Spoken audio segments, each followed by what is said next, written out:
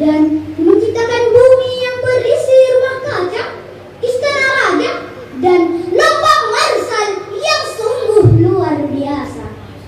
Salawat dan salam marilah kita sanjungkan kepada seorang pemuda revolusi Islam yang bertitel Habibullah, berpangkat Rasulullah. Dialah Arjuna bagi seluruh umat Islam di sedunia, sang baginda besar Muhammad sallallahu alaihi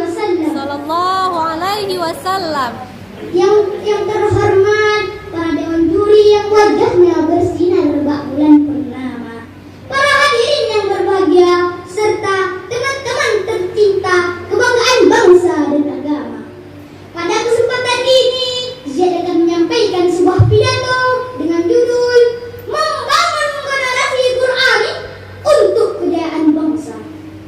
Hadirin rahimakumullah, jika dilihat perkembangan tren masa kini, betapa banyak para generasi muda yang salah jalan karena salah menjadi pergaulan.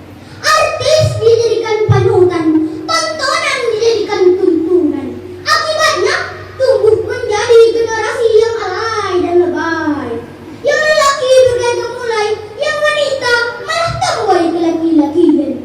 Hidupnya bersantai-santai, kemana-mana membawa gawai, tapi Al-Qur'annya sering lalai, bahkan sholatnya pun abai. Astagfirullahaladzim. Coba perhatikan anak zaman sekarang, betapa banyak yang sibuk dengan penampilan agar mirip dengan artis yang didolakan. Rambut keriting direbanding, bahkan dicat warna kuning. Celana bagus digunting-gunting, hidung pesek dioperasi biar kunci, lidahnya pun dikasih anting-anting. Yang didolakannya artis Korea BTS sampai Blackpink. Astagfirullah. Padahal hadirin, generasi pemuda merupakan kekuatan bagi umat atau bangsa. Betul hadirin? Betul.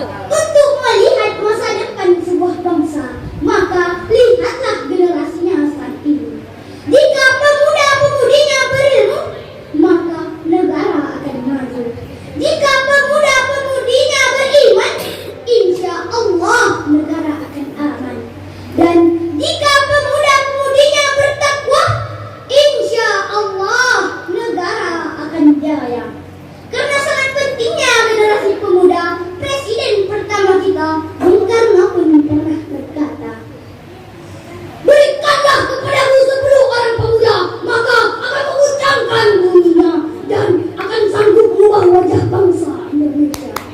Oleh karena itu, ingatlah saudaraku, inna fi yadi syubbanin afahum ummah wa fi akadamiha hayatan. Dan pada gerak kaki mereka lah hidup suatu bangsa. Hal ini sudah termaktub dalam Al-Quran surah An-Nisa ayat 9.